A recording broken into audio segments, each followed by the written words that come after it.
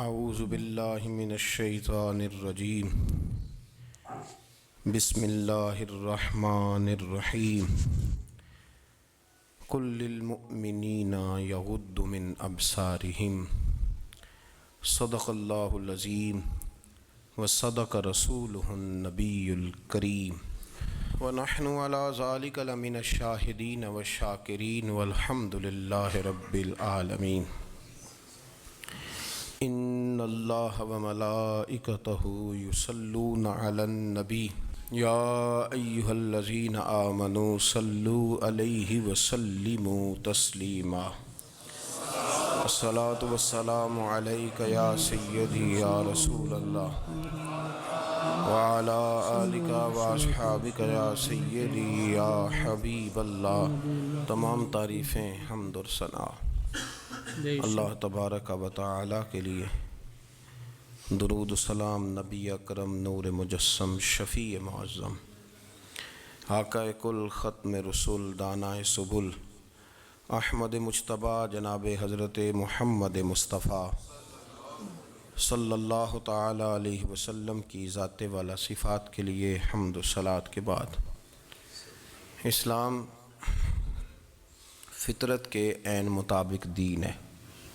نبی پاک صلی اللہ تعالی علیہ وسلم نے فرمایا ہے کہ میں اخلاق عالیہ کی تکمیل کرنے کے لیے دنیا میں آیا ہوں۔ جتنے اخلاق ہو سکتے تھے، جتنی خوبصورتیاں ہو سکتی تھیں، جتنی اللہ کو محبوب تھیں، وہ ساری میرے نبی کریم نے بیان فرمائی، ساری رسول کریم صلی اللہ تعالی علیہ وسلم نے بیان کر دی ہیں، جتنی خوبصورتیاں ہو سکتی تھیں۔ کچھ لوگ ایسے ہوتے ہیں جو بیچارے بائی نیچر ہی کچھ پریشانیوں کا شکار ہوتے ہیں، اور قرآن مجید نے جو ارشاد فرمایا نا کہ کچھ لوگ نفس کی خواہش کو اپنا خدا بنا لیتے ہیں، تو وہ بلا وجہ بھی بہت ساری باتیں کرتے ہیں جن کا کوئی وجود نہیں ہوتا۔ عورت کو حقوق دلانے کے لیے بہت سارے لوگ بہت ساری غلط باتیں کرتے ہیں۔ جو لوگ یہاں سے کسی کو لے جاتے تھے نا دبئی، دھوکہ دے کے اور لے جاتے تھے یورپ میں، عرب ممالک میں دھوکہ دے کے لے جاتے تھے، تو وہ بھی کوئی خواب ہی تو دکھاتے تھے کہ اتنے لاکھ تنخواہ ہوگی، اتنا کچھ ہوگا۔ وہاں جا کے پتہ چلتا تھا کہ جیب سے بھی دینے پڑیں گے کچھ۔ بہت سارے لوگ ایسے ہوتے ہیں، وہ سارے خوبصورتی کے نام پر ہی دھوکہ دیتے ہیں۔ آپ کو پتہ ہے کہ جو آدمی کسی کو لالچ دیتا ہے تو کسی کو لوٹنے کے لیے اسے لالچ دینا بڑا ضروری ہوتا ہے۔ لوگ پہلے لالچ دیتے ہیں پھر لوٹتے ہیں، پہلے مکمل لالچ دیتے ہیں، یہ چیز مل جائے گی، یہ چیز مل جائے گی۔ لوگ مکمل لالچ دیتے ہیں، اس کے بعد پھر لوٹتے ہیں۔ اور اگر لالچ نہ دیں تو کوئی آدمی قابو آئے گا؟ لوگ لوٹتے ہیں لالچ دے کر۔ اچھا، اب وہ جو جس کو لالچ دیا جا رہا ہوتا ہے وہ کہہ رہا ہوتا ہے کہ نہیں نہیں تمہیں نہیں پتا، وہ اس وقت ماننے کو تیار نہیں ہوتا۔ وہ کہتا ہے اتنی خوبصورت باتیں کر رہا ہے، اتنی اچھے پیغام دے رہا ہے، تم میرے دشمن ہو، تم مجھے منع کر رہے ہو۔ ہوش تب آتی ہے کہ جب سب کچھ لٹ جاتا ہے۔ عورت کو ویسے بھی قابو کرنا بڑا آسان ہوتا ہے۔ اعلیٰ حضرت بریلوی رحمۃ اللہ علیہ فرماتے ہیں بیٹیاں نازک شیشیاں ہوتی ہیں، ان کو تو ذرا سی چوٹ لگے تو ٹوٹ جاتی ہیں۔ دیکھیں کتنا بڑا جملہ کہا بریلی کے امام، نازک شیشیاں ہیں۔ ذرا کوئی آدمی گمراہ کرتا ہے، ذرا خراب کرتا ہے۔ اب دیکھیں نا، یہ جو بچیوں کو بچے مس گائیڈ کرتے ہیں، انہیں بڑے بڑے خواب دکھاتے ہیں، وہ بیچاری ماں باپ کو چھوڑ کے، بہن بھائی کو چھوڑ کے اس کے ساتھ شادی کرتی ہے، پھر جو اس کا بعد میں حشر ہوتا ہے، آپ ادلیاں نو سردار پہن تکے تے شرما والیاں نو چوٹے ڈولیاں دے۔ پھر وہ بیچاری ماں باپ رکھتے نہیں، وہ ظلم کرتا ہے، تو کتنی بڑی تکلیف میں وہ بچی آ جاتی۔ نازک شیشی ہوتی ہے نا تو ٹوٹ جاتی۔ یہی حال اب جدید خواتین اور یہ جو کچھ اینکر پرسن ہیں، یہ اصل میں نا یہ آپ کو سیاست سکھاتے ہیں، لیکن یہ مادر پیدر آزاد لوگ ہیں، بالکل آزاد۔ یہ تو علماء شور نہ کریں بات نہ کریں، گفتگو نہ کریں، مشائخ بات نہ کریں، اور یہ جو کچھ سنجیدہ اور دینی طبقہ ہے یہ کوئی شور نہ کرے، یہ تو روڈوں پہ ننگے ہو کے آ جائیں معاذ اللہ۔ خوفناک نظریہ رکھتے ہیں یہ لوگ۔ عورت کو کہتے ہیں تیرے حقوق ہم تجھے لے کے دیں گے، مثلاً وہ کون سا حق ہے جو تم نے لے کے دینا ہے؟ میرے نبی کریم صلی اللہ علیہ وسلم اس کو بیٹی بھی بنایا ہے، اس کو بہن بھی بنایا ہے، اس کو ماں بھی بنایا ہے، اسے بیوی کا عالی شان رتبہ بھی عطا فرمایا ہے۔ اور چونکہ بیٹی کا بھی حق بڑا بیان کیا جاتا ہے، بہن کا بھی، ماں کا بھی، اور بیوی کے معاملے میں لوگ سمجھتے ہیں کہ زیادہ بات نہیں کرنی چاہیے، شاید مسئلہ خراب ہو جائے۔ حالانکہ نبی پاک صلی اللہ تعالیٰ علیہ وسلم نے بیوی کے بارے میں پتہ کیا فرمایا؟ فرمایا جب تم نکاح کر لیتے ہو تو اپنا ایمان محفوظ کر لیتے ہو۔ اب میں اس کی شرح نہیں کرتا، اب خود کر لیجئے گا کہ وہ ایک ایسی شخصیت ہوتی ہے کہ جس کی موجودگی میں آپ کا ایمان محفوظ ہے۔ اب میں نہیں سمجھتا کہ اس سے بڑی بات کوئی اور ہو سکتی ہے، جس کی موجودگی میں آپ کا ایمان، اور بھئی یہ حدیث پاک عرض کر رہا ہوں، نکاح جب کوئی کر لے تو اس نے اپنا ایمان مکمل کر لیا۔ اس کا معنی یہ ہوا کہ آپ کا ایمان محفوظ ہے اس کی موجودگی میں، تو اس سے زیادہ بھی، یعنی ایمان سب سے قیمتی چیز ہے نا، بالکل، تو اس کے محفوظ ہونے کی وجہ حضور نے نکاح بیان کر دی۔ اب میرا خیال ہے بی بی اگر کوئی اس سے بڑا حقوق مانگے گی تو بیوقوفی کرے گی۔ بالکل، اتنا بڑا درجہ نبی کریم نے اسے عطا کر دیا، اتنا بڑا مقام دے دیا کہ تو خامند کے ایمان کے محفوظ ہونے کا ذریعہ بن گئی ہے۔ عورت کو جو حقوق رسول کریم صلی اللہ تعالیٰ علیہ وسلم نے عطا فرمائے، نبی پاک نے جو حقوق دیے، دیکھیں نا، حضرت عبداللہ ابن عمر رضی اللہ تعالیٰ عنہ کی اہلیہ بیمار تھی، تو جلدی جلدی سے وہ آئے، تو جب بہت جلدی ہو، سفر بڑا شدید تھا، تو آپ نے جلدی سے نماز ادا کی، جلدی سے چلے۔ آپ کے خادم کہنے لگے حضور خیریت ہے؟ فرمایا میری بیوی بیمار ہے۔ تو اس نے عرض کی حضور آپ کی اہلیہ بیمار ہے، تو آپ نے نماز بھی جلدی سے پڑھی، سفر بھی جلدی جلدی کیا، تو فرمانے لگے یہ وہ چیزیں ہیں جو ہمیں مدینے والے رسول نے سکھائی۔ آپ اس کیفیات کو سمجھیں کہ حضور صلی اللہ علیہ وسلم نے درس دیا۔ اور پھر ایک اور بہت بڑی بات، یہ فضیلت کسی اور کو نہیں دی، جو عورت کو حضور نے فضیلت دی، یہ فضیلت کسی اور کو نہیں دی۔ کبھی حضور نے فرمایا کہ تمہارا ابا تمہارے ساتھ بہت سخت رویہ کرے تو تم نے اس کو اس سختی پر داد دینی ہے؟ فرمایا چلو اگر وہ زیادتی بھی کرے تو تم نے اس کے ساتھ سلوک اچھا ہی کرنا ہے۔ لیکن آپ ایک بات کو سمجھے نا کہ بچے کے بارے میں، بیٹے کے بارے میں، بیٹی کے بارے میں فرمایا 10 سال کے ہو کے نماز نہ پڑھیں تو سختی کرو، بالکل تمہارا ڈنڈا بھی لٹکنا چاہیے۔ بہت ساری جگہوں پہ بہت سارے لوگوں کے لیے سختی کا حکم دیا، لیکن عورت کے لیے حضور نے جو جملے کہے، اصل میں ہم سمجھتے ہیں کہ یہ ایک بات ہے، مشہور ہو گئی ہے روایت حدیث، تو بس اس کے پس منظر پر اور جملوں کے حسن پر شاید معاذ اللہ غور کرنے کی ضرورت نہیں، ذرا اس لفظ کی تاثیر پر غور کریں۔ حضور نے فرمایا عورت ٹیڑھی پسلی سے پیدا کی گئی ہے، یہ ٹیڑھی ہے، اس کو سیدھا کرنے کی کوشش کرو گے تو ٹوٹ جائے گی۔ تو حضور پھر ہمارے لیے حکم کیا ہے؟ فرمایا جیسی ہے تم اسی کے ساتھ نبھا کرو۔ آپ سمجھیں کہ اتنا محفوظ حضور نے درجہ دے دیا بی بی کو، اتنا محفوظ کہ فرمایا غلطی بھی ہو تو میرے غلاموں تم اس کے ساتھ نبھا کرو، گزارا کر لو۔ کو کیا اور حق چاہیے عورت کو، جس کو اس کی غلطیوں سمیت نبی پاک نے قبول کرنے کا حکم دے دی کہ اس کی کمزوریوں سمیت قبول کر لو۔ اب اس کو اور کیا، کوئی کمزوریوں سمیت قبول کرتا ہے؟ کبھی آپ دکان پہ بیٹھے ہو تو آپ کہیں بھی اس میں یہ بھی غلطی، میرے مال میں یہ بھی کمزوری ہے، یہ بھی کمزوری ہے، یہ بھی کمزوری ہے، تو کر لے قبول؟ کرتا ہے کوئی؟ کوئی شخص ایسا ہو جو کسی چیز کی کمزوریاں بیان کر کے کہ اسے قبول کرو؟ پر رسول کریم صلی اللہ تعالیٰ علیہ وسلم نے نا ہمیں سبق دیا، حضور نے ہمیں درس دیا، نبی پاک نے ہمیں پیغام دیا۔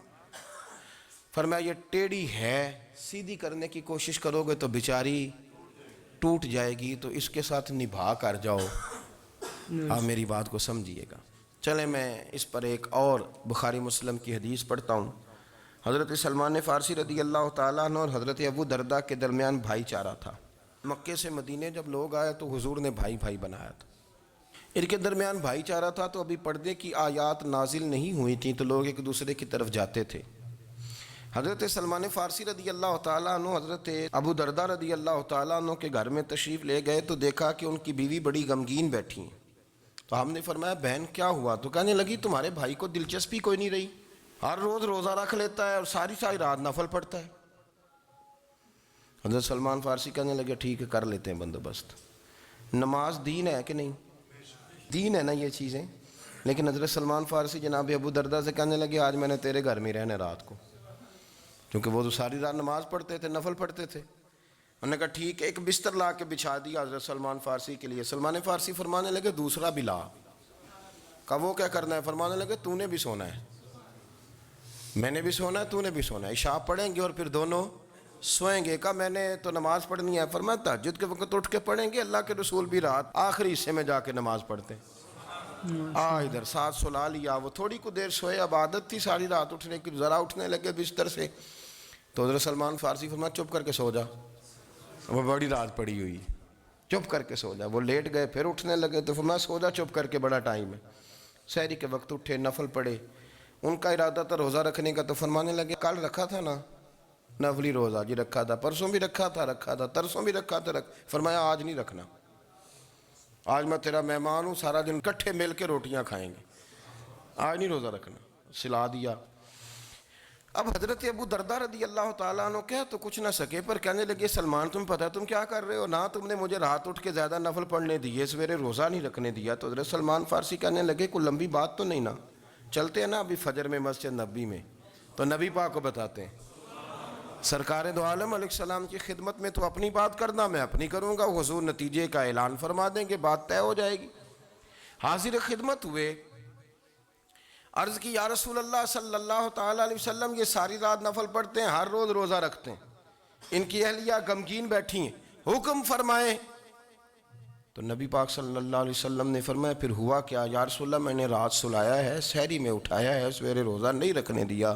نبی پاک نے فرمایا سلمان فارسی نے ٹھیک کیا, سلمان فارسی نے ٹھیک کیا. پھر حضور نے فرمایا, نبی کریم نے فرمایا ابو دردہ تیرے اوپر اگر اللہ کا حق ہے, اس کے رسول کا حق ہے, دین کا حق ہے, تو فرمایا تیری آنکھ کا بھی تیرے اوپر حق ہے, تیرے وجود کا بھی تیرے اوپر حق ہے. یہ حضور نے فرمایا تیرے بچوں کا بھی تیرے اوپر حق ہے, تیری بیوی کا بھی تیرے اوپر حق. اس حق کو بھی سمجھے, حقوق اللہ بھی ہیں, پر تیری آنکھ کا بھی تیرے اوپر. کیا مانا کہ تیری آنکھ سونا چاہتی ہے تو اسے سلا بھی, تیرے وجود کا بھی تیرے اوپر حق. تو تیرا وجود آرام کرنا چاہتا ہے تو اسے آرام بھی کرا. اور پھر وہاں نبی پاک صلی اللہ علیہ وسلم نے فرمایا میں تم سب, سننا یہ لفظ حدیث کے, حضور نے اسی موقع پر فرمایا میں تم سب سے زیادہ اپنے رب کو جانتا ہوں اور میں تم سب سے بڑھ کر اپنے رب سے ڈرتا ہوں. حضور فرمانے لگے میں روزہ بھی رکھتا ہوں, افطار بھی کرتا ہوں, یعنی کبھی رکھتا ہوں اور کبھی نہیں رکھتا.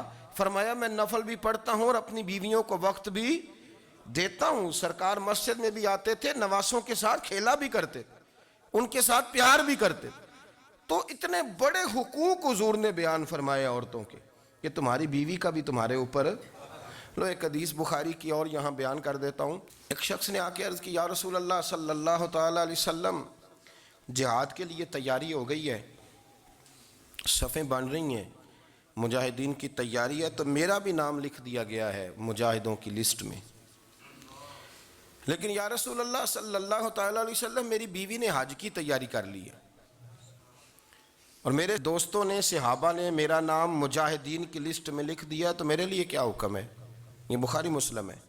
تو نبی پاک صلی اللہ تعالیٰ علیہ وسلم نے فرمایا جہاد پہ کوئی اور چلا جائے گا تو بیوی کے ساتھ حج کرنے جا, اسے محرم کی ضرورت ہے, وہ تیرے بغیر کیسے جائے گی؟ مجاہدین کو تو اور مجاہد مل جائے گا, پر تو اپنی بیوی کے ساتھ جانا. نبی پاک صلی اللہ علیہ وسلم نے مرد کو محافظ بنایا ہے, عورت کو مرد کا قیدی نہیں بنایا, بلکہ عورت کو حفاظت عطا کی اور مرد کو اس کا محافظ بنایا. اب بچیاں آزاد ہونا چاہتی ہیں, اور آزادی بھی وہ والی کہ جو بنیادی طور پر آزادی نہیں, فحاشی ہے. میں نے بہت پہلے کہا ہے کہ اسلام بیٹیوں کو قیمتی سمجھتا ہے. جس بندے کے پاس 20 تولے سونا ہو وہ چوک میں لے کے نہیں آتا, وہ قیمتی چیز ہے, اس نے چھپا کے رکھی ہوتی ہے. تو جو نبی پاک صلی اللہ علیہ وسلم کا کلمہ پڑھنے والے بیویاں, اسلام انہیں قیمتی سمجھتا ہے, کہتا ہے کہ تم قیمتی ہو لہذا گھر کے اندر رہو, تم باہر نہ ہو. لیکن عورتیں ہیں کہ ان کو بلا وجہ لوگ خراب کر دیتے ہیں اور بلا وجہ وہ اس مغالطے کا شکار ہو جاتی ہیں۔ اب آگے بڑھتے ہیں۔ قرآن مجید نے سورہ نور کی آیت نمبر 30 میں کہا کہ کل للمؤمنین یغضوا من ابصارہم، فرمایا کہ اے محبوب علیہ السلام مومن مردوں سے کہہ دو کہ اپنی نظریں جھکا کے رکھیں، اپنی نظریں۔ اور اگلی آیت میں فرمایا وَقُلْ لِلْمُؤْمِنَاتِ يَغْضُضْنَ مِنْ أَبْصَارِهِنَّ، فرمایا کہ اے محبوب مومن عورتوں سے بھی کہہ دو کہ اپنی نظریں جھکا۔ مرد بھی اپنی نظر جھکا کے رکھے گا عورت کی طرف، لیکن یہ ساری پابندی صرف مرد پر نہیں، عورت بھی غیر محرم کا چہرہ نہیں دیکھے گی، اس پر بھی اسی طرح نظر جھکانے کا حکم ہے جس طرح کہ وہ ہر دکاندار کو بھائی جان کہہ کے گفتگو کرنے کی اس کو بھی اجازت نہیں ہے کہ وہ بھی وہ سمجھے کہ پابندی تو مرد نے کرنی تھی، میں نے تھوڑی کرنی تھی۔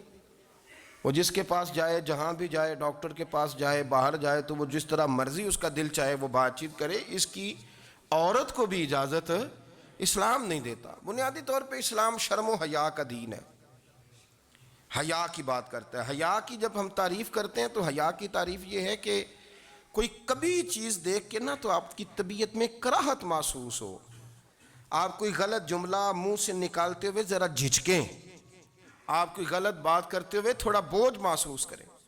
ہمارے ہاں تیزی سے فروغ پایا ہے بے حیائی نے، سنگیوں کی محفلیں، یاروں کی محفلیں، اس میں غلیظ گفتگو ہوتی ہے الا ماشاء اللہ۔ جن دوستوں کو بڑی پاک صاف گفتگو کرنی چاہیے، دوستی کا رشتہ بڑا مقدس رشتہ ہے، جو یہاں ایک دوسرے سے پیار کریں گے جنت میں بھی اکٹھے داخل کیے جائیں گے۔ شرط یہ ہے کہ پیار اللہ رسول کی رضا کے لیے ہو، لیکن اس کے اندر اگر آپ کی گفتگو کچی ہو، کمزور ہو، فحاشی والی ہو، عریانی والی ہو، وہ ہمارے ہاں تو اب اس کو لوگ فیشن سمجھتے ہیں، اس کو مردانگی کی علامت سمجھتے ہیں کہ وہ جی ساری باتیں جی وہاں ہو گئیں اور جس کا جو جی چاہا اس نے کہا۔ آپ جب حیا کے دائرے میں ہوتے ہیں تو آپ خود بھی سکون محسوس کرتے ہیں۔ دیکھیں نا، آپ کو نیند سکون سے کہاں آتی ہے؟ جہاں کمرہ بند ہو، چاروں جانب دیوار ہے، اوپر چھت ہے، خالی دروازہ بھی کھلا ہوا ہو نا، تو جب بندہ سکون لینا چاہتا ہے تو کہتا ہے یار ذرا دروازہ ذرا بند کر دو۔ وہ اچھی طرح اپنے آپ کو چھپا لیتا ہے نا حیا کے پردے میں، تو اللہ اسے سکون عطا کرتا ہے۔ اور جو اس سے بھی زیادہ ٹھنڈی نیند میں جانا چاہتا ہے وہ کہتا ہے لائٹ بھی بند کر دو۔ اب وہ مکمل طور پہ سمجھتا ہے کہ میں چاروں جانب سے چھپ گیا ہوں، اگر میں کھل کے بھی سو جاؤں گا تو میرا چونکہ پردہ قائم ہے تو مجھے کوئی دشواری نہیں ہوگی۔ آپ جب چھپ جاتے ہیں، جب آپ حیا کے اندر سمٹ جاتے ہیں، جب آپ چادر کے اندر آ جاتے ہیں تو آپ بہت ساری جگہوں پہ آسانی محسوس کرتے ہیں۔ حیا تو دل کو راحت دیتی ہے۔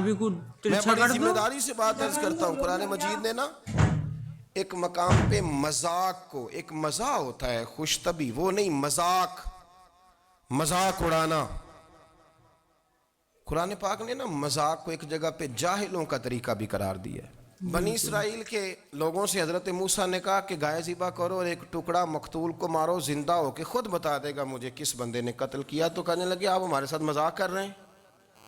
تو قرآن مجید کہتا ہے کہ حضرت سیدنا موسیٰ علیہ السلام فرمانے لگے اعوذ باللہ ان اکون من الجاہلین، فرمانے لگے میں اللہ کی پناہ مانگتا ہوں کہ میں جاہلوں میں سے ہو جاؤں۔ یہ مذاق کرنا تو جاہلوں کا طریقہ ہے۔ اگر آپ کی زبان سے بے حیائی کا جملہ نکل گیا، اگر آپ کی زبان سے بے حیائی کا جملہ نکل گیا، آپ نے کہہ دیا کہ ہم آزاد لوگ ہیں، جو مرضی کریں گے، جو مرضی کہیں گے، جو ہمارا دل میں آئے گا کریں گے، تو پھر تو لوگ آپ کا وہ حشر کریں گے کہ آپ سے برداشت ہی نہیں ہوگا۔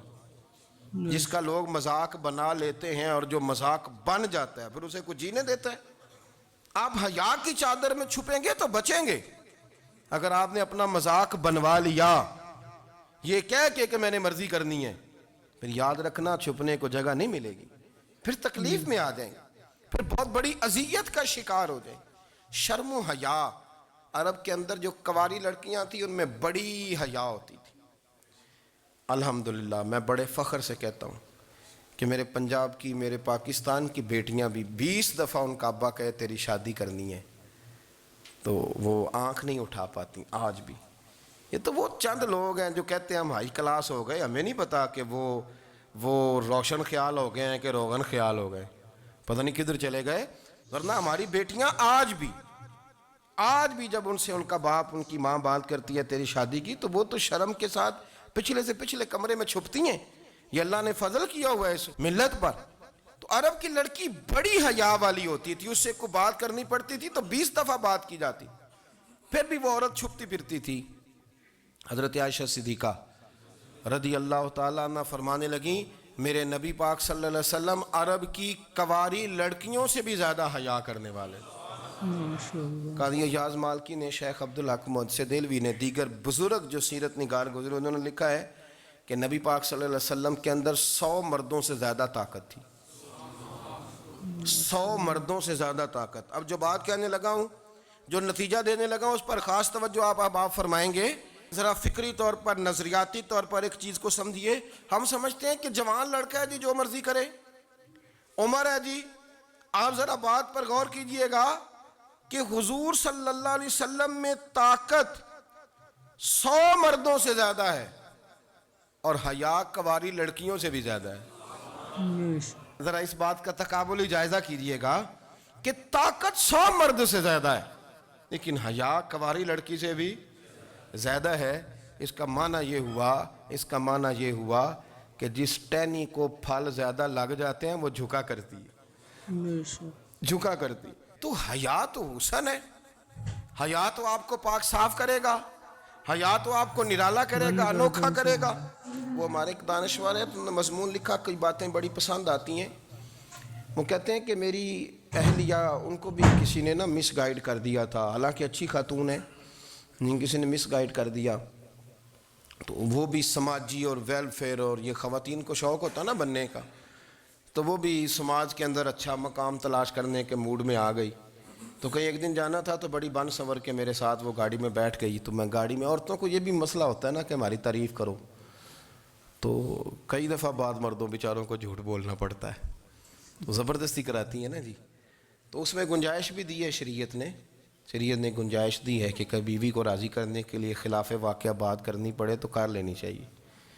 تو وہ کراتی بھی ہیں. 3 موقع پر خلاف واقعہ بات کرنے کی اجازت ہے. واقعہ کے خلاف بھی آپ بات کر سکتے ہیں. جنگ کے موقع پر 2 لوگوں کو صلح کرانے کے لیے اور بیوی کو راضی کرنے کے لیے کر لیں کوئی ایسی بات، بے شک اپنی طبیعت پہ جبر کر کے کر لیں، گنجائش ہے، اجازت ہے. تو وہ کہتے ہیں جب وہ گاڑی میں میرے ساتھ بیٹھی بن سنور کے، تو وہ تقاضا کرنے لگی کہ میں نے بڑے اچھے کپڑے پہنے ہیں پر آپ نے توجہ نہیں کرائی. تو وہ سیاںا بندہ تھا، وہ چاہ رہا تھا کہ میری خاتون سمجھ جائیں. وہ کہتے ہیں مجھے پتہ تھا کہ بیچاری مس گائیڈ ہو گئی ہے، دل کی بڑی اچھی ہے، سیاਣੀ ہے، لیکن اس کو کچھ خواتین نے، کچھ لوگوں نے مل کے اس کو ذہن غلط کر دیا ہے کہ سماج میں نکلو، باہر جاؤ، کام کرو، فلاں کرو، اپنی مرضی سے جیو. تو میرے ساتھ گاڑی میں بیٹھی کہیں جانے کے لیے، تو مجھ سے کہنے لگی کہ آپ نے میری طرف توجہ ہی نہیں کی، آپ نے کوئی ذکر ہی نہیں کیا کہ میں کیسی لگ رہی ہوں. تو وہ کہتے ہیں میں نے اسے کہا کہ اگر تو ناراض نہ ہو تو پھر میں صحیح والی تعریف کر دوں.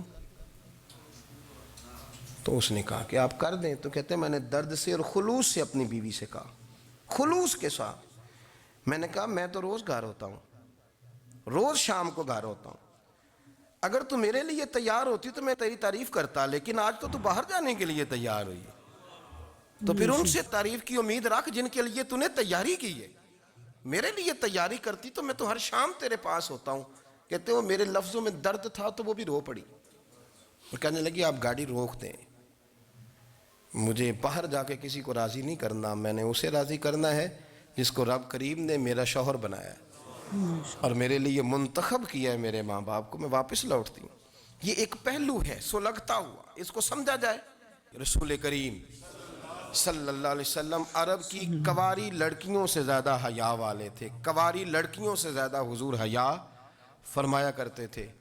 جب خانہ کعبہ کی مکہ شریف میں تعمیر ہو رہی تھی نا، اہل عرب اس کو تعمیر کر رہے تھے، تو نبی پاک صلی اللہ علیہ وسلم اپنے چچا حضرت عباس کے ساتھ خانہ کعبہ کی تعریف میں مصروف تھے. تو عرب کے لوگ چونکہ لمبا کرتا پہنتے تھے پیروں تک، تو نیچے اگر کسی وقت کوئی چیز نہیں بھی ہوتی تھی تو کسی کو وہ نظر نہیں آتی تھی، چونکہ پردہ رہتا تھا، ایک لمبا کرتا پہنا ہوا ہوتا تھا. تو جب بچے سرکار کی عمر مبارک بھی ابھی تھوڑی تھی، تو اس طرح بچے جب نکلتے تو وہ کئی دفعہ اپنی تہمت اتار دیتے نیچے سے، اور کوئی مزدوری کرنے لگتے تو 3-4 طے کر کے نا تہمت کی کندھے پہ رکھ لیتے، جس طرح کبھی دیہاتوں میں لوگ کپڑا سر پہ رکھتے تھے کہ اوپر اگر کوئی وزنی چیز رکھیں گے تو وہ تکلیف نہیں دے گی۔ نبی پاک صلی اللہ علیہ وسلم بھی سب لوگوں کے ساتھ خانہ کعبہ کی تعمیر میں شامل تھے، تو حضرت عباس رضی اللہ تعالیٰ عنہ نے کہا حضور سے، ابھی اعلان نبوت بھی نہیں فرمایا تھا، بھتیجے آپ بھی تہمت اتاریے، یہ صحیح مسلم میں حدیث موجود ہے، اور اس کو کندھے پہ رکھ لیجیے، آپ اینٹیں اٹھا کے لا رہے ہیں تو ذرا آپ کو تکلیف نہیں ہوگی۔ تو سرکار دو عالم صلی اللہ علیہ وسلم سے یہ بات کہی، اور پھر جلدی سے حضور کی تہمت کو نکال کے نا، حالانکہ لمبا کرتا پہنا ہوا ہے، تو وہ جیسے ہی ان کے کندھے پہ رکھا اینٹیں رکھنے کے لیے، تو سرکار تو زمین پہ گر گئے، بے ہوش ہو گئے، آنکھیں آسمان کی طرف، اور پھر حضور پکار رہے ہیں آزاری آزاری آزاری، میرا تہمت دے دو، میرا تہمت دے دو۔ کبھی کوئی شخص اس وجہ سے بھی بے ہوش ہوا ہے کہ میرے وجود سے کپڑا اتر گیا ہے؟ حالانکہ سرکار پر وہ بے ہوشی بھی نبی پاک کا وہ جو غلبہ ہے نا شرم و حیا کا، اس کی وجہ سے ہوئی، ورنہ تو حضور فرماتے ہیں کہ میری آنکھیں سو جاتی ہیں، دل تو میرا اس عالم میں بھی جاگتا رہتا ہے۔ تو سرکار زمین پہ تشریف لے آئے، آنکھیں میرا تہمت دے دو، میرا تہمت دے دو، تو جلدی سے انہوں نے تہمت دیا تو حضور نے باندھ لیا، پھر طبیعت مبارک میں تسلی ہوئی۔ یعنی ہم اس رسول کے غلام ہیں کہ جن کے تو وجود سے کپڑا اتر جائے تو حضور برداشت نہیں کرتے، قبول نہیں فرماتے، تکلیف شروع ہو جاتی۔ لیکن یہاں نوجوان ہیں اور بڑا قد کاٹ ہے اور بڑے بڑے سمجھدار لوگ ہیں، گرمی آتی ہیں تو شارٹ کپڑے پہن کے گھومتے ہیں، ان کو خیال نہیں کہ یہ وہ والا لباس ہے جو باہر تو کیا گھر میں اماں کے سامنے نہیں پہننا چاہیے، بہنوں اور بیٹیوں کے سامنے نہیں پہننا چاہیے۔ آپ کی گفتگو میں شرم و حیا ہو، آپ کے لب و لہجے کے اندر حسن ہو۔ آپ کو پتہ ہے نبی پاک صلی اللہ علیہ وسلم نے فرمایا میری امت میں سب سے زیادہ حیا کرنے والے عثمان غنی ہیں، عثمان غنی سب سے زیادہ حیا کرنے والے۔ آپ فرمایا کرتے تھے جب سے حضور کا چہرہ دیکھا ہے میں نے کبھی اپنی شرمگاہ بھی نہیں دیکھی، میں نے آنکھوں کا وضو نہیں توڑا، اور جب سے حضور کے دست مبارک میں نے بیعت کے لیے سیدھا ہاتھ بڑھایا تو پھر سیدھا ہاتھ میں نے کبھی گندگی کو نہیں لگایا۔ حیا تھی۔ آپ باتھ روم کے اندر بھی غسل فرماتے تھے تو کپڑوں سمیت کرتے تھے۔ کسی نے کہا حضرت جی واش روم کے اندر کیوں نہیں کپڑے اتارتے؟ آپ فرمانے لگے باہر بندوں سے حیا کرتا ہوں، اندر جاتا ہوں تو رب سے حیا آنی شروع ہو جاتی، وہ تو دیکھ رہا ہے نا۔ تو میں جو بات آپ کی خدمت میں عرض کرنا چاہتا ہوں اس کو آپ سمجھیے گا میرے عزیز، کہ شرم والا مزاج، گفتگو بھی شرم والی، آنکھیں بھی شرم والی، لباس بھی شرم والا، دوستی یاری بھی شرم والی، بہت ساری ایسی باتیں۔ دیکھیں نا آپ ذرا، میں نے کہا کہ باتوں کو سن کے گزر نہ جایا کریں، اس کی گہرائی پر غور کریں۔ حضور علم کا سمندر ہے، سرکار سے زیادہ علم دنیا میں کسی کے پاس موجود نہیں ہے، اور صحابہ کو موقع ملا ہوا ہے اس سمندر سے فیض لینے کا، لیکن ان کی حالت یہ ہے کہ حضرت علی المرتضیٰ فرماتے ہیں 14 دن گزر جاتے، حضور سے کوئی سوال پوچھنا ہوتا تھا پر میں شرم کے مارے نہیں پوچھ پاتا تھا۔ 14 دن بخاری شریف میں موجود ہے۔ ایک دن نبی پاک صلی اللہ علیہ وسلم نے پوچھا صحابہ سے کہ وہ کون سا درخت ہے جس کے پتے نہیں گرتے، اور وہ درخت اس طرح ہے جس طرح مومن ہوتا ہے، وہ درخت میرے مومن کی طرح بتاؤ۔ حضرت عبداللہ ابن عمر فرماتے مجھے پتا تھا کہ وہ کھجور کا درخت ہے، لیکن چونکہ ابو بکر صدیق بھی بیٹھے ہیں، عمر فاروق بھی بیٹھے ہیں، مولا علی بھی بیٹھے ہیں، عثمان غنی بھی بیٹھے ہیں، اتنے جید لوگ بیٹھے ہیں، تو مجھے حیا آتی تھی کہ میں کیوں جواب دوں۔ کہتے ہیں سرکار نے کئی دفعہ پوچھا، لوگوں نے کئی اور درخت بتائے، پر فرمایا تمہارا جواب درست نہیں ہے۔ آپ حیا کے اس پہلو پر غور کریں کہ سوال کا جواب آتا ہے، سوال کا جواب، یعنی مجھے سوال کا جواب آتا اور پھر میں دوں نہ، مجھے بدعزمی نہ ہو جائے گی؟ یہ کیسے ممکن ہے کہ میری رات گزر جائے، مجھے پتا بھی تھا اور میں نے بتایا نہیں؟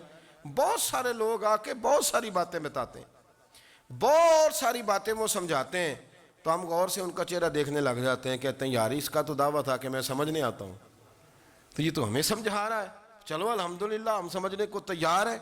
لیکن میرے عزیز پتہ بھی ہے جواب کا، علم بھی ہے، لیکن فرماتے ہیں میری حیا نے مجھے اجازت نہ دی کہ میں جواب دوں۔ آپ فرماتے ہیں پھر حضور سے صحابہ نے عرض کی کہ یا رسول اللہ آپ ہی بتا دیں وہ درخت کون سا ہے، تو حضور نے فرمایا بھئی وہ کھجور کا درخت ہے. تو آپ فرماتے میں دل ہی دل میں کہہ رہا تھا کہ الحمدللہ میرا جواب درست ہے، حالانکہ میں نے جواب دیا ہی نہیں. تو لفظوں میں حیا، جملوں میں حیا، آنکھوں میں حیا، اٹھنے میں حیا، بیٹھنے میں حیا، چلنے میں حیا ایک خوبصورت حسن ہے. اور نبی پاک صلی اللہ علیہ وسلم نے فرمایا جب تو بے حیا ہو جائے نا پھر تو آزاد ہے، پھر تو جو مرضی کا، پھر تو جو. اس لیے بزرگ جب کسی کو بے حیا کہتے تھے نا،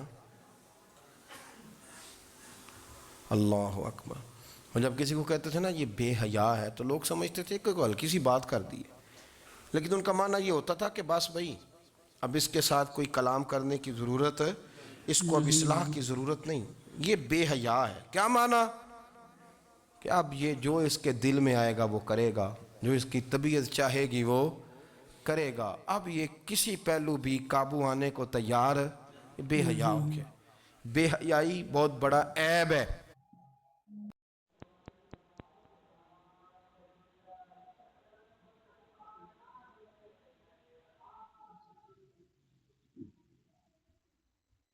جو اس کی طبیعت چاہے گی وہ کرے گا، اب یہ کسی پہلو بھی قابو آنے کو تیار بے حیا ہو گیا. بے حیائی بہت بڑا عیب ہے. اور جو لوگ کہتے ہیں کہ ہمیں بالکل آزادی ہونی چاہیے، ہمارا اپنا جسم ہے تو ہماری اپنی مرضی چلے گی. ایک وزیر صاحب ہیں، پتہ نہیں میں ان کو جانتا تو نہیں، انہوں نے سینٹ میں تقریر کی ہے، میں نے ان کی بات سنی ہے. اس نے کہا نہیں بھائی، جسم رب کا ہے تو مرضی بھی تو رب کریم کی چلے گی، اور مرضی بھی یہ مرضی بھی اللہ کی. یہ مجھے تھوڑا سا مسئلہ ہے جسم پر، کبھی کبھی مجھے کثرت سفر سے الرجی ہو جاتی ہے. میرے ساتھ لوگ نا دل سے پیار کرتے ہیں، شاید ہی کوئی اچھا ڈاکٹر ہو جس تک میرے سنگی مجھے لے کے نہ گئے ہوں، پر جسم اللہ کا ہے نا، مرضی بھی جب وہ چاہے گا صحت دے گا. کیوں کچے کاموں میں لوگ پڑ گئے، کیوں غلط لوگ سوچ میں پڑ جاتے ہیں؟ یہ اسی کا ہے. اور جب وہ چاہے گا، آپ اس بات کو اچھے طریقے سے سمجھ لیں کہ جو اپنی مرضی چوکوں چوراہوں میں کر رہے ہوتے ہیں نا، جو مرضی گاندمند، وہ جانور ہوتے ہیں، وہ جانور ہوتے ہیں جو نہ چونک دیکھتے ہیں، نہ گلی دیکھتے ہیں، نہ انہیں پتہ ہوتا ہے کہ جگہ کون سی ہے. وہ انسان، میں نے کہہ دیا جو میں نے کہنا تھا، میں نے کہہ دیا، وہ جانور ہوتے ہیں. اور جو کچھ انسان ہوتے ہیں نا، ان کے اندر کچھ نہ کچھ پھر شرم حیا بھی ہوتی ہے. وہ چوکوں چوراہوں میں وہ حرکتیں اور وہ کام نہیں کرتے جو جانور کرتے ہیں. ان کے لیے بڑے پردے ہوتے ہیں، ان کے لیے بڑی باتیں ہوتی ہے، ان کے لیے بڑا کچھ ہوتا ہے. جو بالکل آزاد ہو جائے، کوئی پتہ نہ ہو کس وقت کیا کہنا ہے کیا کرنا ہے، تو پھر وہ دائرہ انسانیت سے خارج ہو جاتا ہے. ہم آپ کو کیا دعوت دیں؟ آپ تو وہ باتیں کر رہے ہیں جو اسلام کا انسانیت کے حق میں بھی ٹھیک نہیں. آپ تو وہ والی باتیں کر رہے ہیں جن کا انسانیت بھی تقاضا نہیں کرتی کہ یہ باتیں ہونی چاہیے. لیکن ایک بات، میں تو جذباتی نہیں ہوتا، میں بڑے غور سے چیزوں کو دیکھتا ہوں، سنتا ہوں. اور نہ میں ان موسمی مینڈکوں کی، وہ مجھے عاتق صاحب کہنے لگے جی بڑے بڑے مولوی ایک بندے کے ساتھ بیٹھے ہوئے ہوتے تھے اور وہ روزے میں بڑے بڑے درس دیتا تھا تو وہ بھی فلانی حرکتیں کر رہا ہے. تو میں نے کہا ہم نے تو پرانا کہا تھا کہ موسمی مینڈک ہے، تو پرانے کہہ رہے ہیں کہ اداکار ہے. تو وہ جہاں کاسٹ کریں گے وہاں وہ اداکاری کرے گا. آپ کسی مذہبی جگہ کر لیں تو وہاں کر لے گا، کہیں اور جگہ کریں گے تو ہم تو پرانا کہہ رہے ہیں. تو کسی کو کبھی سمجھ آتی ہے تو کسی کو کبھی اور جگہ جا کے سمجھ آتی ہے. ہم ان لوگوں سے پریشان نہیں ہوتے. کیوں؟ سن لیں، کوئی مایوسی نہیں. ان کے اندر جتنا زور ہے وہ لگائیں. یہ ملک بنا ہے رسول اللہ کے نام پہ، یہ اللہ نے تحفہ دیا ہے امت مسلمہ کو. یہ نبی پاک کے نام پہ بنا ہے تو یہاں جھنڈا بھی وہی والا بلند ہونا ہے جو مدینے والے رسول کا جھنڈا ہے، اور یہاں وہی کام چلے گا جو نبی پاک نے بیان فرمایا. تو اس طرح کئی لوگ آتے ہیں، وہ شور شار کرتے ہیں، چلے جاتے ہیں. اتنے نہ پریشان ہوا کریں. بہت سارے لوگ تو بیچارے اس قابل بھی نہیں ہے کہ ان کا نام لیا جائے. مطلب اتنا ہم ان کو اہمیت دے دیں، ان کا ذکر کریں، ان کا نام لیں، ان کی بات کریں. وہ بیچارے اس قابل ہی نہیں ہے، مطلب سٹیٹس ہی نہیں ہے ہمارا. اتنے فارغ ہیں ہم کہ اب جو بندہ آئے گا کہانی چھیڑے گا تو ہم چھیڑ جائیں گے. اور بھائی اللہ کا فضل ہے الحمدللہ تعالی، لوگوں نے بڑا شور کیا اور بڑے زمانے سے دنیا شور کر رہی ہے، پر اللہ کے گھر مسجدیں بھری ہوئی ہیں، مسجدیں بھری ہوئی ہیں. ہماری بیٹیاں پردے کرتی ہیں، پردے کو پسند کرتی ہیں، وہ حجاب میں رہتی ہیں، وہ سمجھتی ہیں کہ ہمارا اصل حسن کیا ہے. تو یہ پراپوگنڈا پرانا چلا آ رہا ہے. اس کا اللہ کے فضل سے امت مسلمہ پہ نہ کبھی اثر ہوا ہے اور نہ کبھی ہوگا انشاءاللہ.